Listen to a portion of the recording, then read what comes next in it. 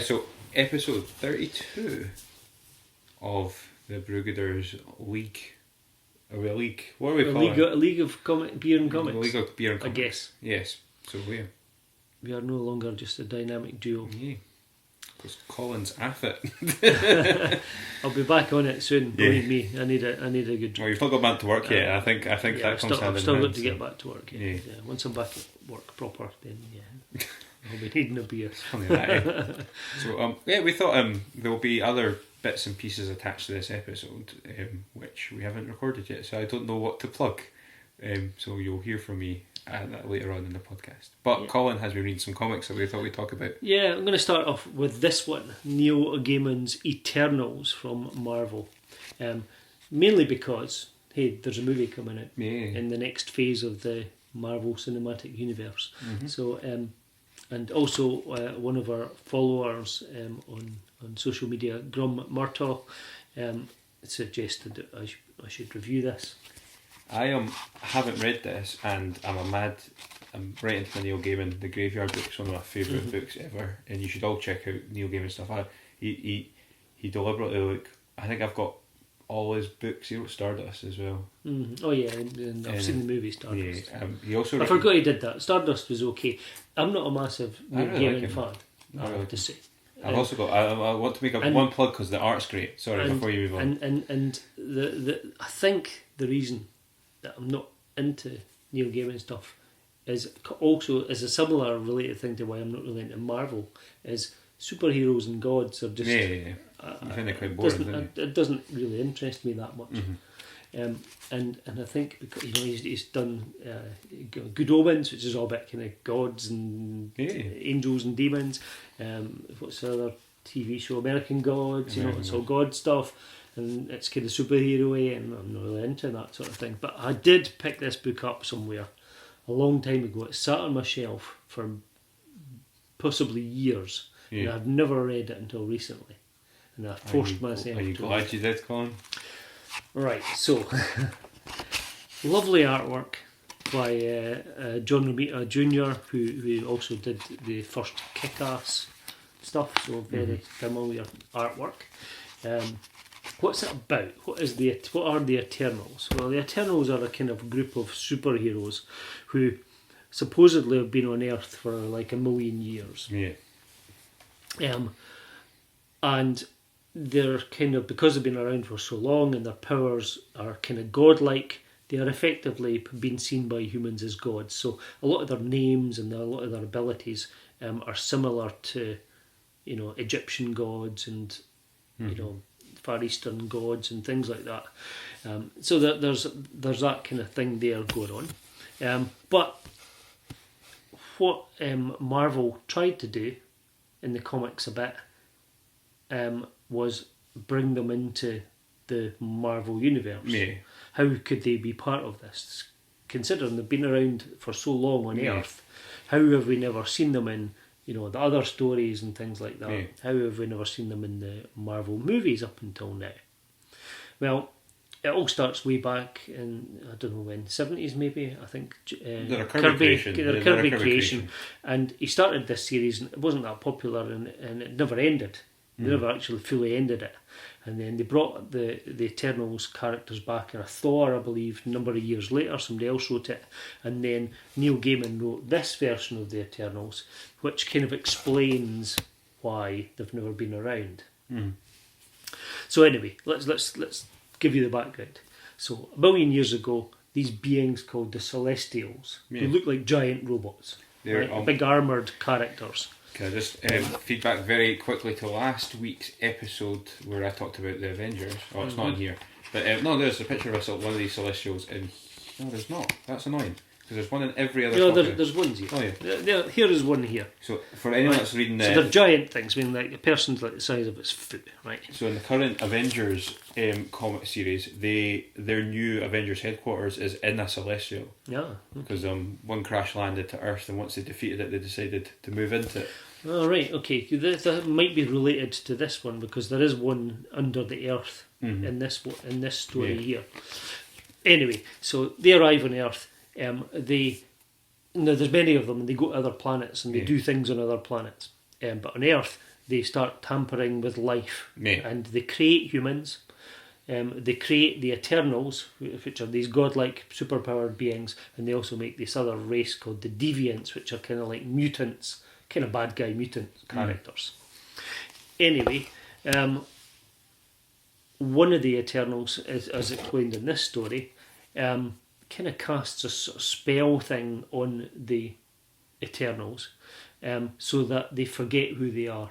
Okay. And they just think they're ordinary humans, and that's the explanation for why we've never seen them in the Marvel Cinematic Universe or really in the comics much. They don't realise because they've just been living their lives thinking that they're humans. And there's one that's a doctor, and one that's news reporter and stuff like that. And that's why we don't know anything about them. So they've been here on Earth all that time. Doesn't explain too much about the deviants, right? So the deviants are these sort of mutant type characters who are kind of like seen as demons,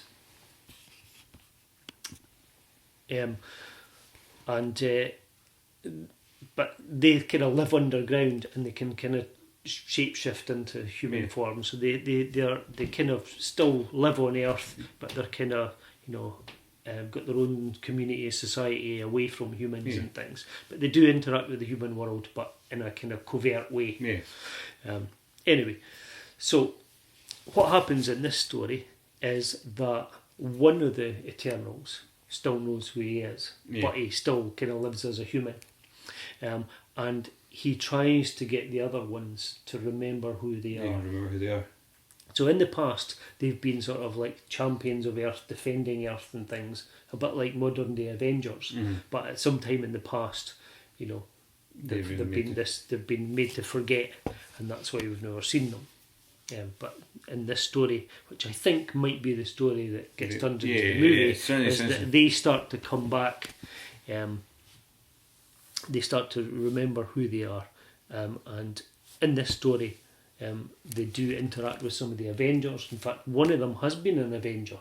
Oh, okay. In this story, Cersei, one of the characters, has been an Avenger and knows Iron Man and things. Okay. So, how they're going to tie these in with the Marvel Cinematic Universe, I have no idea. And to be quite honest, I don't really care. Yeah, I found the whole thing kind of fairly dull. Okay. People will love it, and people do love the Eternals, and I'm sorry, but I couldn't give a shit about them, and I'm interested. I will be interested to see how they try and shoehorn them into the Marvel Cinematic Universe and how that changes things, because it must do. In saying that, in the Cinematic Universe, we have actually seen a Celestial. Is that Ego, isn't he? He's a Celestial. Two actually, Ego. So Star-Lord's father. Yeah, he's a Celestial. And also, when they go to that planet where the Collector lives, it's a giant head. Nowhere, There's a big head, nowhere. Yeah, that big head is a Celestial. Is what there's remains of a dead Celestial. And also, Thanos is either an Eternal or a Deviant. So so we have seen, references to this. Things they can play around with. It's a big universe. Also, what I find more interesting, I will borrow it and I will read it and give you my thoughts. But the things I think most interesting about the idea of it being in the MCU is it might serve almost. We talked about this last week, but it's going to serve almost like a prequel to the whole MCU, which is pretty interesting. Probably the most interesting thing about the movie is its ensemble cast. It's going to have a huge cast, obviously, because they're having to introduce a new team of superheroes. Effectively, that's a pretty amazing thing. One kind of fan theory I've been reading about it is that the Eternals or the Celestials might be responsible for the mutant gene that creates the X-Men. That's cool. So that might be a thing. I like that one. So I'm not that interested in this story at all. I just find it hard to understand how they're going to shoehorn this into this existing universe and make it plausible and absolutely work. And I really think that's going to be a tough old job to do. I think so. It's going to be interesting. Have you seen the cast list for it? I have, and some of them are big names. one or two of them were like Angelina Angelina Jolie. Jolie. Now is she really going to sign up for a series of Is she movies? is she as big a name as she once was though? Is she going to stick around for like 6 movies like RDJ. Chris Evans and stuff like that? Is she going to? No, Kit Harington. We talked about this we talked about this last week. It's not Kit Harington. It's the other one. It's Madden. Kit Harington's in it as well. He's in that one. Is he? Yeah. All right. I thought it was just James Madden that was in. James Madden's in it, and Kit Harington. I don't know if he's one of the Eternals, but he's definitely he's in the film. I didn't know the lady from Humans, which I like that show. Mm-hmm. The lady that played the cyborg. Yeah, I know what you mean. So Gemma. I can't remember her second. And it does read like we joked about this a wee bit. Like it's just like how many former cast members of Game of Thrones can be shoehorned into MCU now. Like that, yeah. But it's I'll moan and I'll groan, but I'll probably go and see it in the cinema because I go and see all the MCU films. Here you go. Here's a gift. You thanks. can have this. Oh, I don't want it back. So I'm not interested. I was going to say that at the start, I really like Neil Gaiman's work. He's got a couple of books that I've given to my kids. He's got a book called Tuesday, which is in Sonny's bookshelf, my youngest son, and it's about a panda that keeps like holding in a sneeze, and eventually when he does sneeze, he blows like the whole world apart. And then it's funny though, and he apologises at the end. I've read a couple of graphic novels by him. He read not been that. He wrote that really good Avengers one that David from Redneck in Scotland brought. Oh yeah, okay. Aye, that's right. The 18th century one. Yeah, that's right. That was okay. I'll give you that. That was not bad. Quite like that, but there were no gods in it. Yeah. Right. Okay. So that's my review of. Eternals. Awesome. But once the movie comes out, we'll probably revisit that. Yeah, absolutely. I think we will. Okay, so Colin's second review this week is one. This is the one I'm looking forward to you talking about because it sounds amazing. Okay. Oh yeah, this is one that I liked. That I did enjoy. So this is Redneck. Deep in the Heart. So this is volume 1. I think there's about 3 or 4 in the series. It's from Image Comics, written by Donny Cates, artwork by Lisandro Estherren. So what's this about? Well, you look at the cover there and you kind of see a sort of vampiric kind of creature there, and that is kind of what it's about. Redneck also suggests southern states in the USA, and it's about a family called the Bowmans who live in one of the southern states. They have cows, and they have a successful barbecue business, barbecue propane accessories. Restaurant. The twist is that they're vampires. They're a family of vampires that have been around in America for a long time. And we do see some flashbacks to like the American Old West, and some of the characters are there and they just look the same as they do now. So they've been kind of living under the radar. They live off the cow's blood. So they're not killing humans. They're living off the cow's blood, and then the meat goes to their barbecue, and they're just living life, in their little farm out in the backwoods of America. However, there has been sort of rivalry with this sort of family of preachers for many years, and this local preacher, Landry, I think his name is, turns up, and there's a violent attack by the preacher and his followers on the family, and one of them is found dead. One of the vampires is found dead, hanging from a tree in their front yard, and this kicks off the family, wanting vengeance against the preacher and his followers. After years of living in harmony with humans, it's actually a human that kicks off this problem. So quite subversive, isn't it? Because usually you associate the vampires as would be aggressive. the ones that want to take over. If you watch the recent Dracula on BBC, he was trying to kind of take over, and that's usually the kind of storyline. Anyway, the head of the family, JV, don't know what it stands for, he tries to kind of, keep his family reined in, but, some of them are bent on revenge, and they start a vendetta, and they start killing people.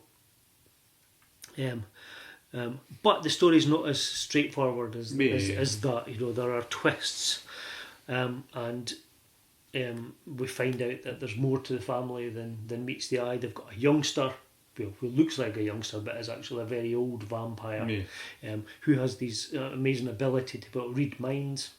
And we also find that they've got like a grandfather who lives in the attic, and he's one of these very Nosferatu kind of winged vampires, who would scare the living daylights of people, but if they ever saw him. But they keep him locked up, in the attic, because he would go out, trying to kill people, if he had the chance. Okay.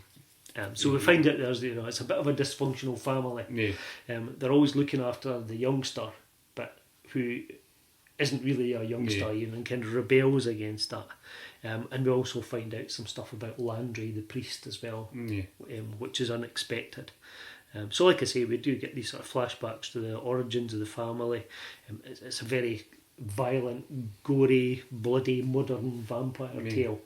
And I really enjoyed it. It's an 8 out of 10 from me for this one. That's quite high. I really quite enjoyed it, and I would like to read the other ones in the series. Image, I think, are really good at these kind of series anyway. They just taken like a it was Image that did Chew, which is one of my favourite series, and just taken quite a bizarre concept, but then almost trying to attach some reality to it as well, like the dysfunction. Even in this vampire story of ancient sort of craziness, there's this dysfunctional family at the centre of the whole thing. It's quite interesting. Yeah.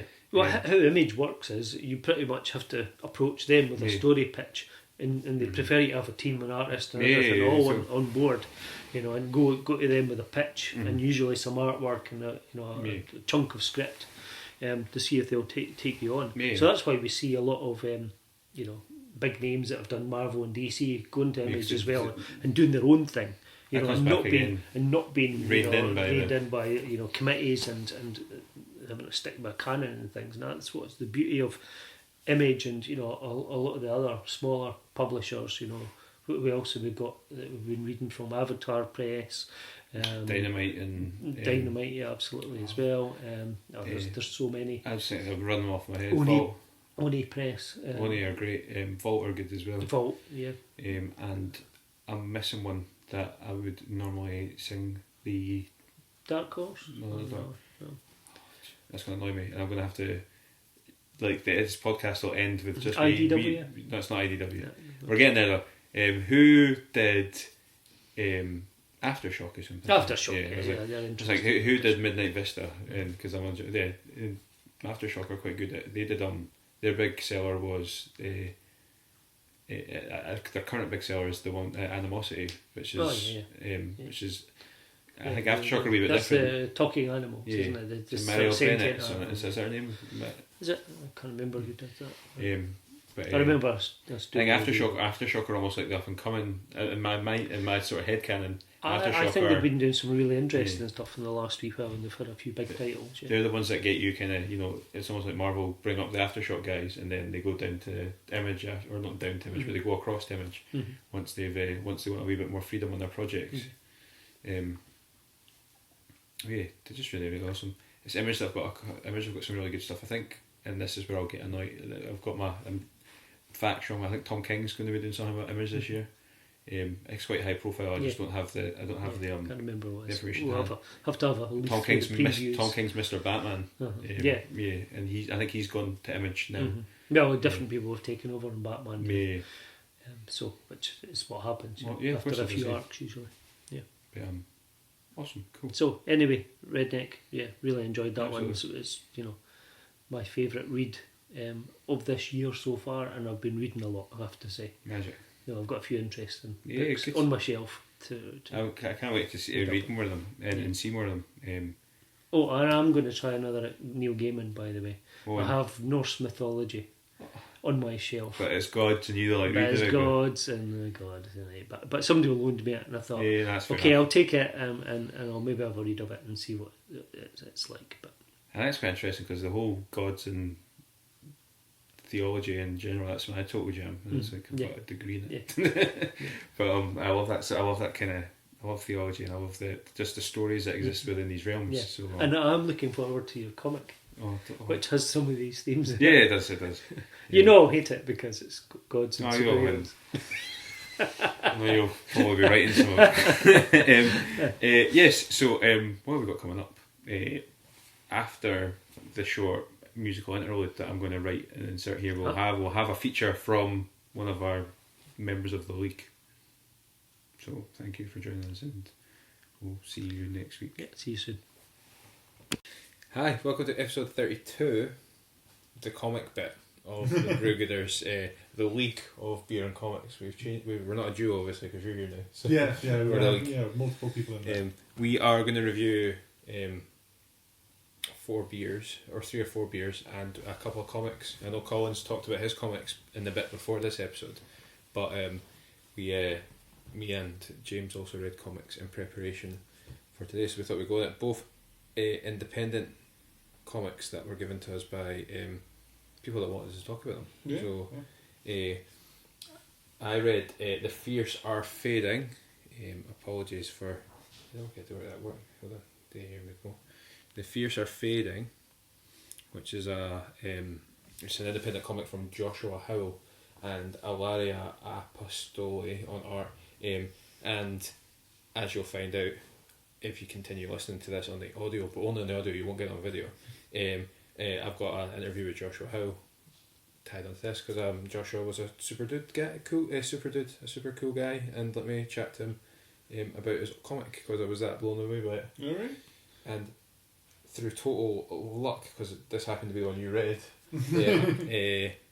you read that one, which is called Cryowulf. A kind of sci-fi Neolithic epic. It seems to be kind of building up about. Kind of seems to be kind of like pagan people in a spaceship orbiting a black hole or dark sun in the middle of space, and it's kind of seems to be setting itself up as a retelling of Beowulf, or a type of kind of like epic saga of that kind of ilk.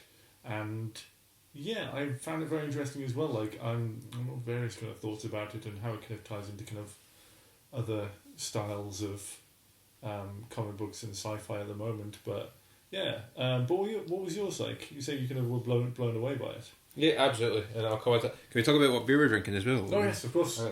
We are. This is how cool and how smoothly James fits into the squad. One of our old favourites from last year, Cross Borders Brewery. You picked up a heavy, the Sublime Modern 80 shilling. Yes, yeah. It was down in the Caledonian Craft Beer Merchant. Yeah, well done. I popped my head in there. It's one of those kind of places where you can feel like you spend far too much money there. But I thought I'd pick up some nice little ones, and as I was saying earlier, like since I moved to Scotland, like they're kind of a wee heavy, like a heavy beer, an 80 shilling type beer. I've had a couple of them around in kind of small breweries around Scotland, one of which is the Allen Water Brew House, and they always did a good one on. Yeah. Always tasty, always very drinkable, so I thought I'd give that one a crack, and it's very tasty. I mean, it's kind of a lot... And the nose is really nice. I love that it's got that, this caramel and kind of a malty caramel kind of scent to it, which is amazing. It's not like a kind of... It is one of the things, it's not kind of all the way... It's way past a IPA, almost like a red ale or something like that, but kind of a bit flatter, but which is actually good because it's very smooth and it's very tasty to kind of like just kind of have a sip on and kind of warm. I think it's warming beer. You don't want it freezing cold. You want it kind of like have a bit of sludge in you. Yeah, I love that. So it's at 4.1%. To say that, so it's not over. Yeah, 4.1. So not overly alcoholic. Just nice. I like. I've had heavies that push the alcohol content a wee bit more. I prefer 80 shillings and to be kind of that wee bit lighter. Yeah, yeah. That's the thing. I mean, otherwise you're gonna have about 2 or 3 and you just be on the deck.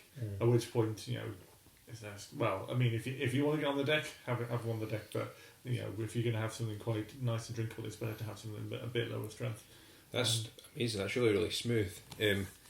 Really smooth. So Colin started a ranking system for comics. I don't know if we can do the same for beer, but what would you give that out of 10 in terms of I mean, depends. I mean, for right now, it's Wednesday about 8:15 in the evening. It's perfect for a Wednesday evening kind of beer. It is not something crazy complex that's going to knock you out or send you to sleep. It's very drinkable, very tasty. It's kind of, and also it's the middle of winter. It's a kind of, I would probably give that somewhere in the region of like a 7 out of 10. I would say the same. Absolutely. Yeah. The overwork, I'm annoyed, and I try not to do this too much because I get made fun of for it. But I do read the cans, and I want to use the word smooth, which is not a word I would, which is on the can. The word smooth is on the can as a descriptor.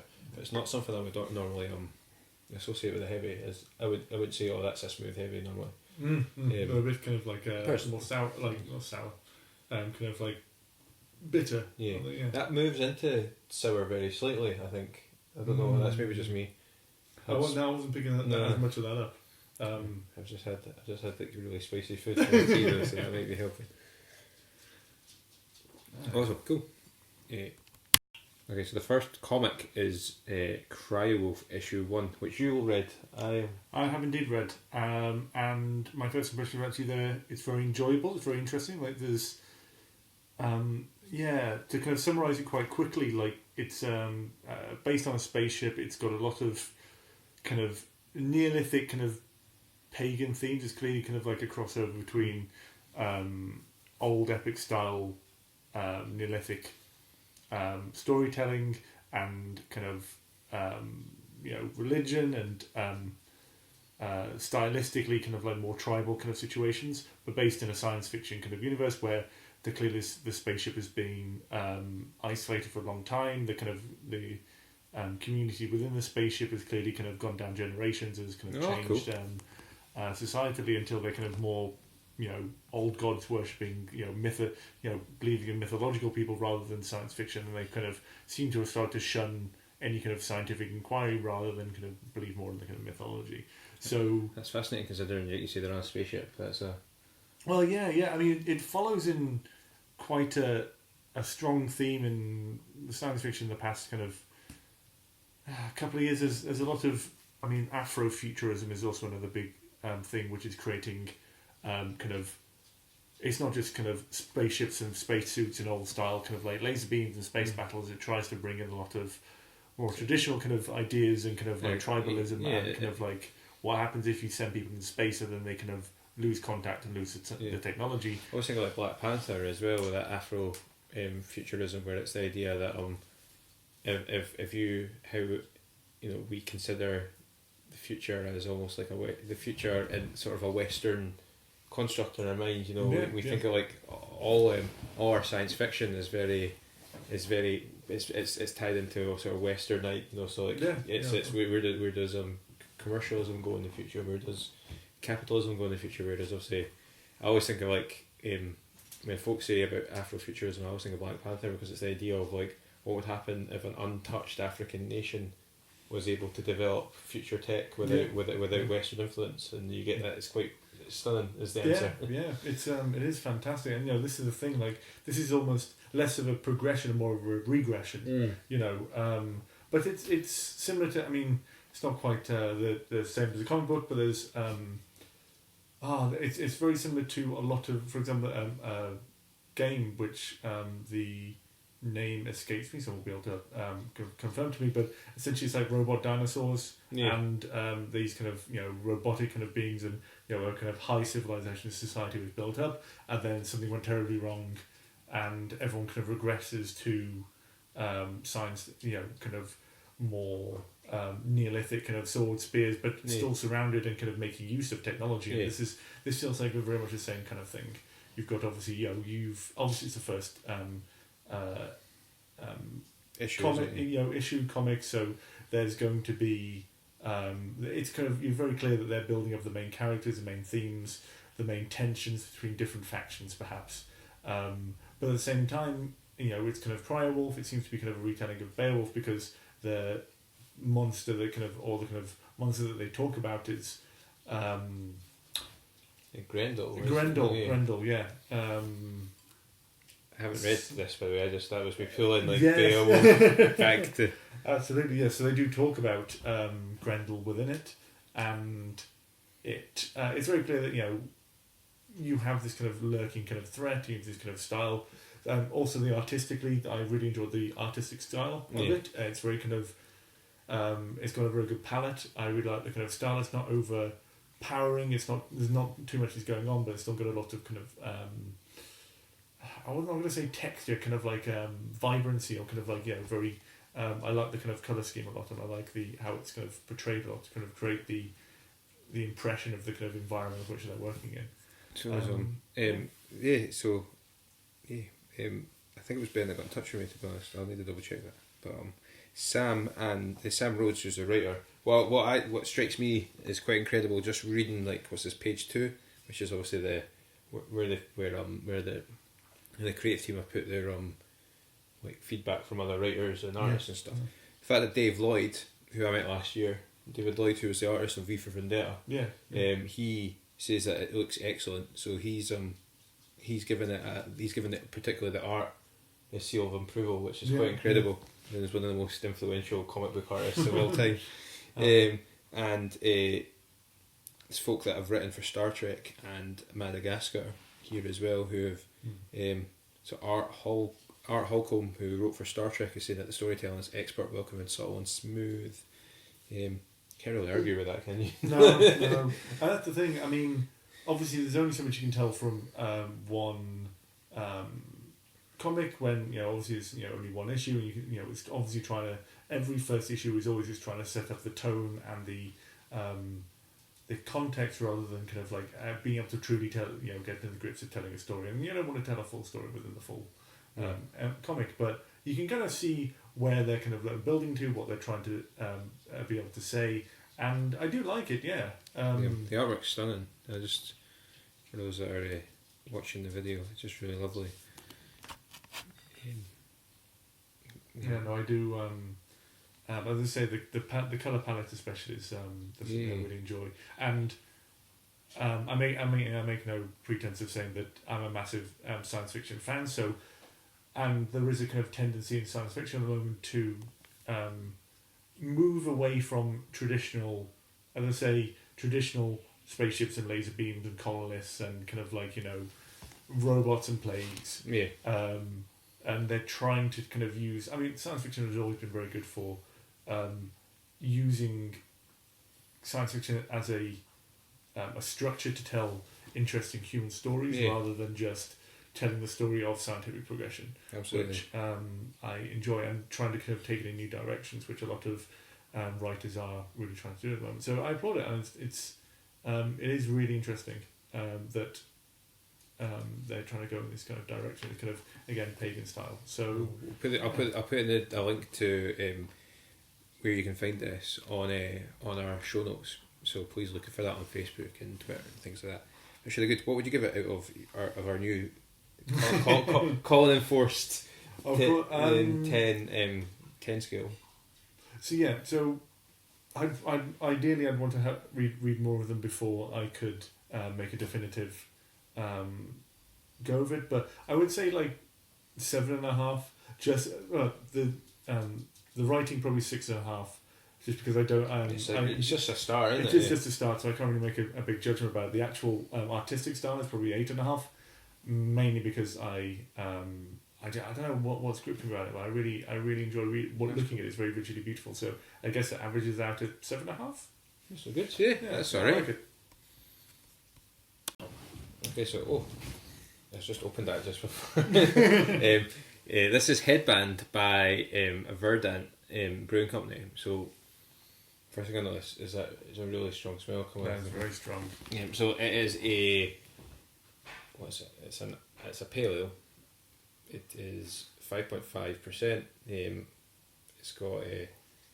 It's a extra pale ale from it's got so much stuff in it. I think I remember this from the last time we had Verdant on the show. Citra, Mosaic, Columbus and Chinook hoops. I love Mosaic hoops and Mosaic hops in a beer. That's the thing. I mean, obviously it's from Cornwall, but you can almost smell the kind of a lot of IPAs nowadays are trying to go very American IPA, like strong and hoppy, and there's nothing wrong with that per se, Mhm. but there's a lot of it going around. So I don't often Verdant is a brewery that I kind of recognise as kind of upper premium kind of. I would find it quite hard to afford Verdant within my normal price range, or particularly some other like sort of more niche stuff. But I picked this up from where did I get this from? Honest Brew, which is a website online for those that don't know. It's £10 a month, but because it's January and everyone does sales in January, you're getting your first month for free and you can cancel at any time. So I was able to sign up, get the £10 free token that you got for signing up, and I bought 3 beers, including this one.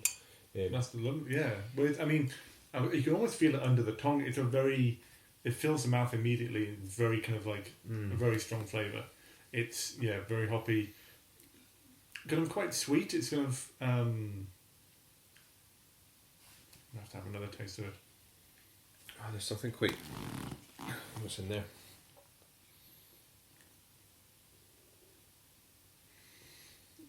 Yeah, it's trying to. It's oat. There's oats in there, and that's filling. I think that's what. It is filling up the mouth. That's the thing. It's just kind of. It's one of the things. It's not particularly. I wouldn't call it particularly subtle. Yeah, what it's doing. not. It is a strong IPA with a kind of American kind of style. It's not a full American IPA, but it's not far off, if I'm honest. Yeah. It's going for a New England, so like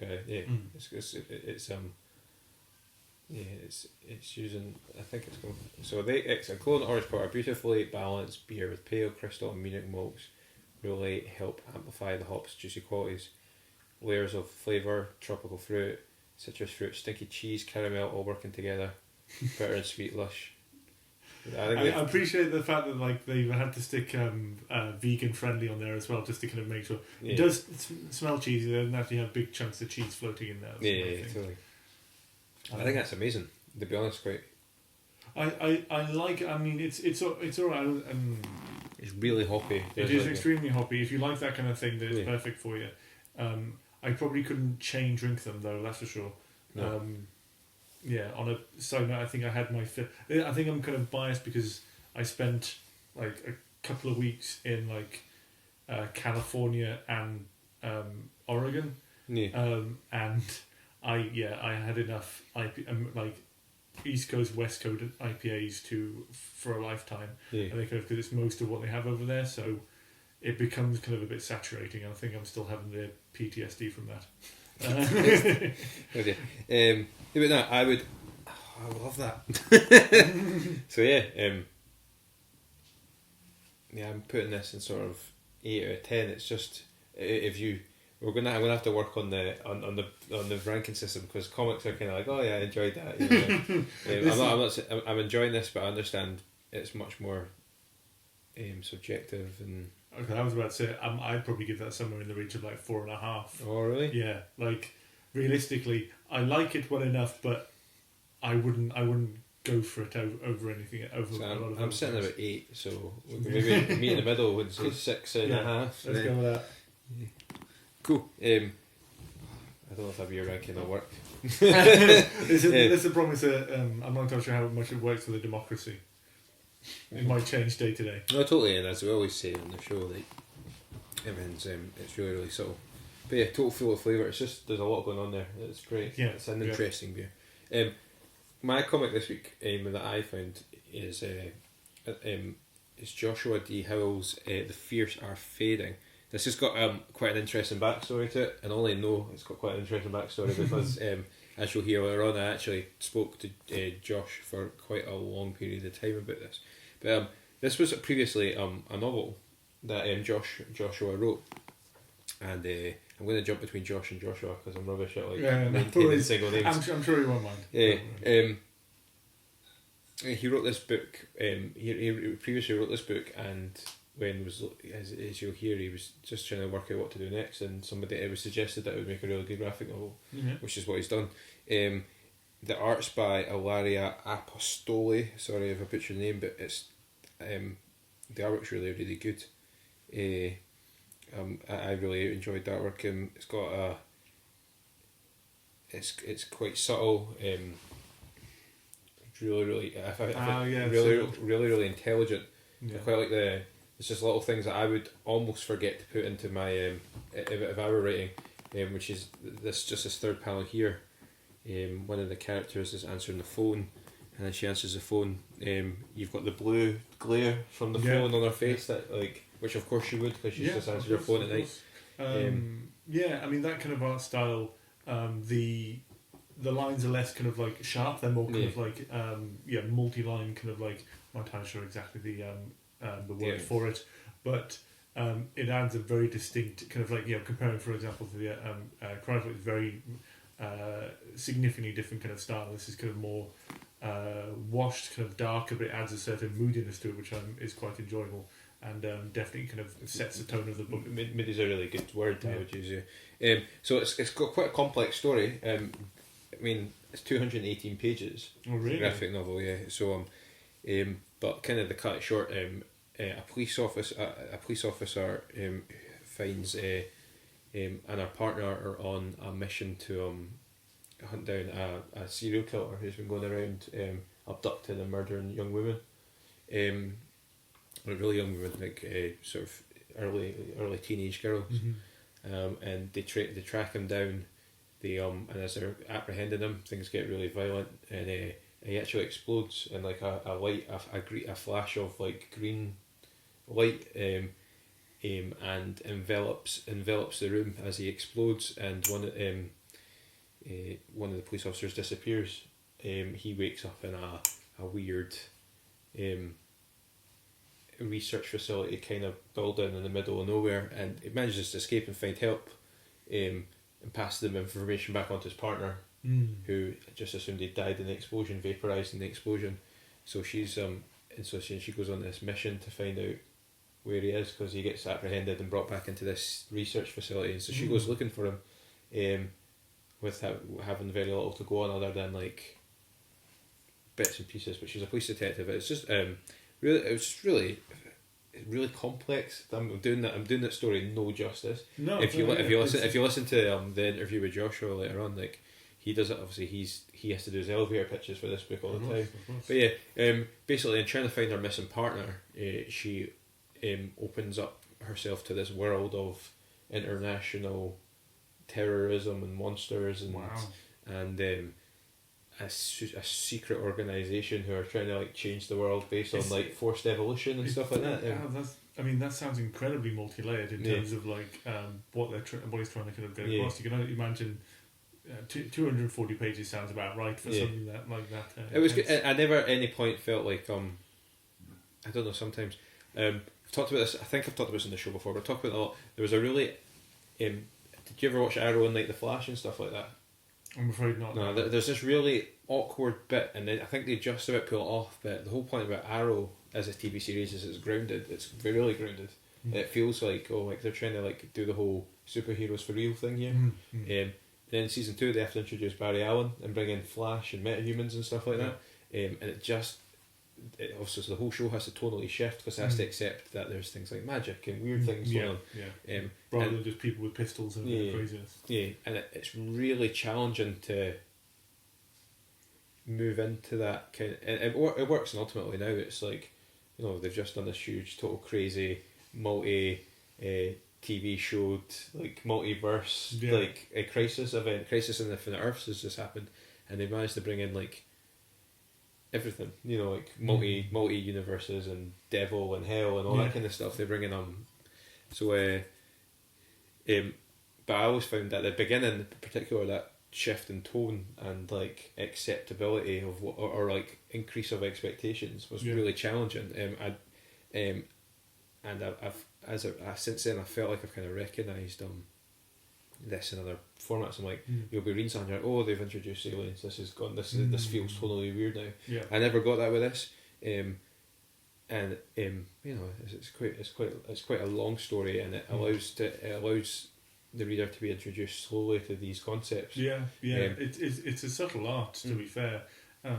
Magic. I mean, the term for a lot of that is like magical realism, and the idea that instead of some fantastical world with wizards and dragons and demons, you have magic kind of ingrained within society. That a lot of the time it takes the reader or the writer or the watcher a while to kind of like get involved. I mean, it takes you a while. I mean, sometimes you can almost, if the writer does it right, you can almost trick a reader into kind of almost questioning what they're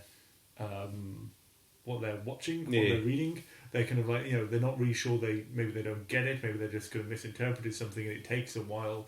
I mean, that can make or break something, but it sounds like this is kind of very well done. It really, really well done. Sets up a beautiful, sets up a pathway for a sequel, which obviously I read this last night in preparation for recording with you. So like there's stuff that I didn't know when I interviewed Josh, and I'm like, wait, the ending's really good, and it sets up a really interesting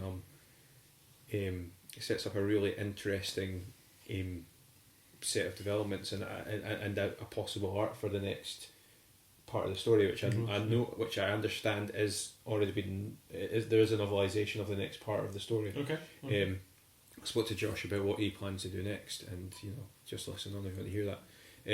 As well as I asked Josh what he drank as part of like the well, we've talked about comics, but we're a beer and comics podcast.